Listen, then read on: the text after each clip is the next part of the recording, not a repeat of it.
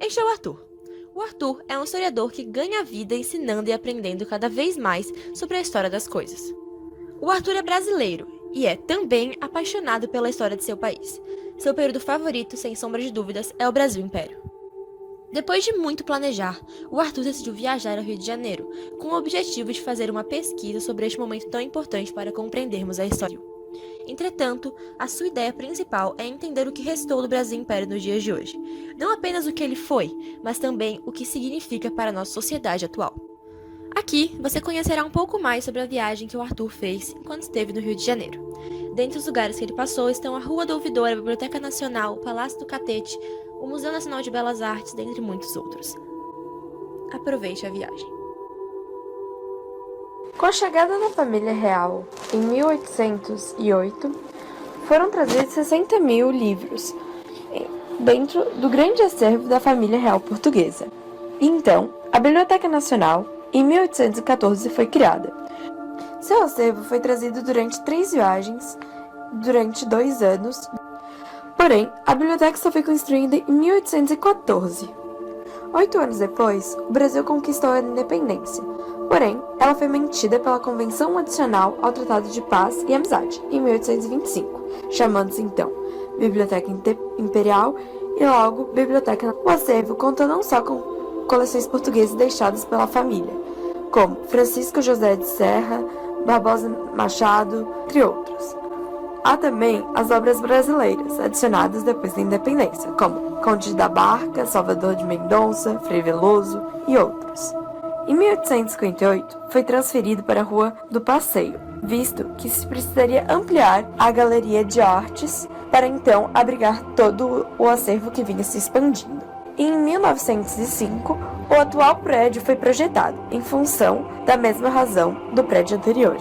Houve também a criação do Gabinete Real de Leitura, em 1837, criado por um grupo de 43 imigrantes portugueses que, na Rua 1º de Março, criaram um espaço inspirados pelos gabinetes modernos franceses e impulsionados pelas correntes maçônicas e positivistas do século XIX.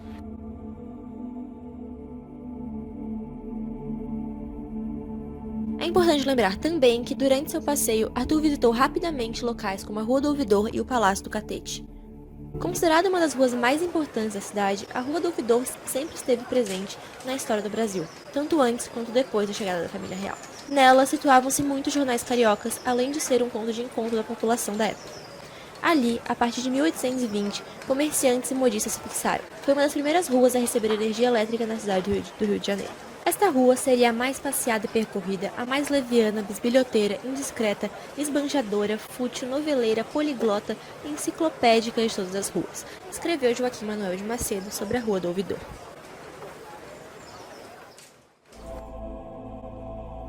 O Palácio do Catete, também conhecido como Museu da República, só foi incluído no roteiro de Arthur, pois a construção em si foi iniciada por um cafeicultor português naturalizado no Brasil, Antônio Clemente Pinto, barão de Nova Friburgo, na até então capital do Império do Brasil.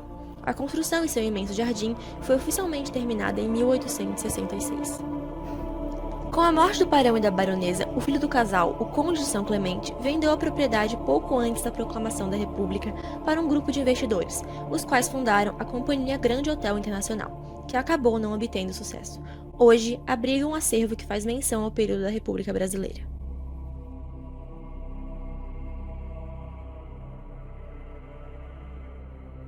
O Jardim Botânico do Rio de Janeiro foi fundado em 13 de junho de 1809, criado a partir da decisão do príncipe regente português Dom João de instalar uma fábrica de pólvora e um jardim para guardar espécies vegetais originárias de outras partes do mundo.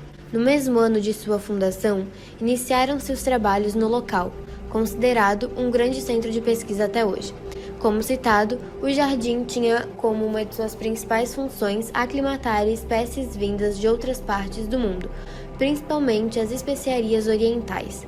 Nas primeiras experiências, plantas portuguesas também foram avaliadas. Para além disso, também serviu como espaço para a confecção dos chamados chapéus do Chile ou do Panamá e para a investigação da palha de bombonaça. As experiências, em geral, tinham um caráter econômico bastante presente. Após um certo período, o Horto Real, como também era chamado, deixou de ser só um centro de pesquisa para tornar-se também uma área de lazer voltada, no princípio, para a alta sociedade da época. Foi usado, em muitos casos, para a recepção de personalidades estrangeiras importantes. Com a independência em 1822, o Horto Real passou a, enfim, ser chamado de Imperial Jardim Botânico. Nesse período, as visitações se tornaram mais abertas, atingindo uma maior parcela da população. Atualmente, o Instituto de Pesquisa Jardim Botânico do Rio de Janeiro, nome recebido em 1955, é um órgão da Nacional vinculado ao Ministério do Meio Ambiente, sendo consagrado como um dos mais importantes centros de pesquisa mundiais nas áreas de botânica e conservação da biodiversidade.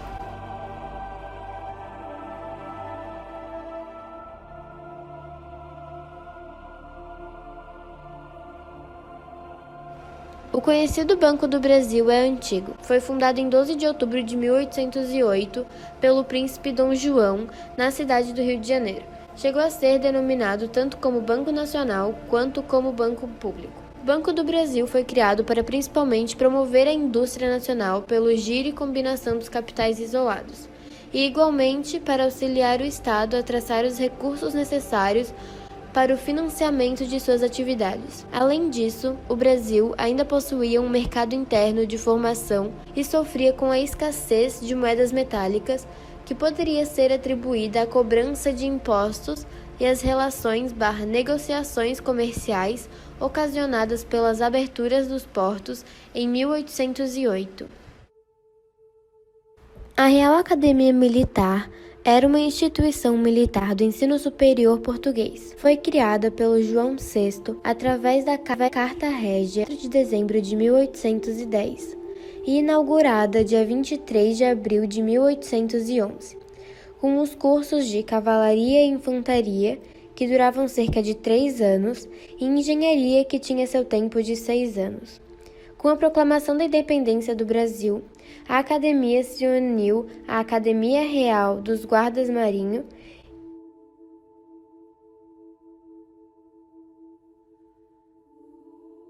O acervo do Museu Nacional de Belas Artes teve início em 1816, por um núcleo trazido da Europa por Joaquim Le Breton, procurando constituir uma Academia Real de Artes aqui no país. Mais tarde, em 1830, foi incorporada a coleção trazida pela família real em 1808. Ao passar dos anos, com as produções artísticas aqui no país, a coleção foi se ampliando gradativamente, chegando a ser o que é hoje, com mais de 20.000 obras, sendo com algumas até mesmo datadas no ano de 130 a.C. Assim, a coleção do Museu Nacional de Belas Artes é herdeira da Academia Imperial e da Escola Nacional de Belas Artes, o que constitui sua grande importância para a história da construção artística do país, já que apresenta a variedade e pluralidade da arte brasileira, desde obras francesas até mesmo com a representatividade da estética negro-africana.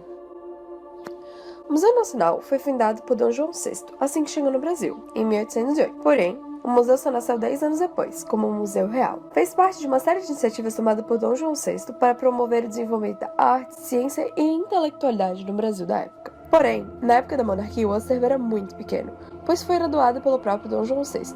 Assim, era botânica e zoologia. Ainda hoje, possui departamentos relacionados a diferentes áreas de conhecimento, tais como antropologia, geologia, botânica, mineração, e hoje está à tutela da Universidade Federal do Rio de Janeiro. O museu se localiza no Parque da Quinta da Boa Vista hoje em dia, onde era a moradia oficial da família portuguesa. Mas foi no final do século XVIII que foi transferido para lá, quando veio a República, uma forma de esquecer a monarquia e reinstalando o palácio no local, original na Praça da República, no centro da capital.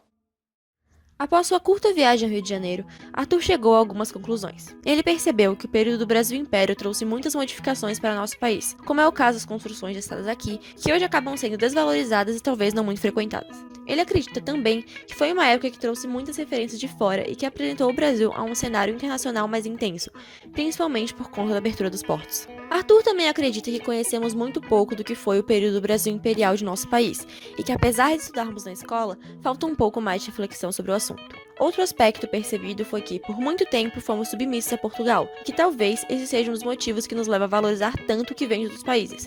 Por exemplo, a Academia Nacional de Belas Artes formou artistas. Sim, artistas no Brasil, porém em modelos europeus. A única parte da viagem que desanimou Arthur foi a falta de acessibilidade em alguns locais. Ele compreende a antiguidade das construções e que, à época, não se tinha este pensamento, mas acredita que novas reformas possam ser feitas para uma melhor acessibilidade da população.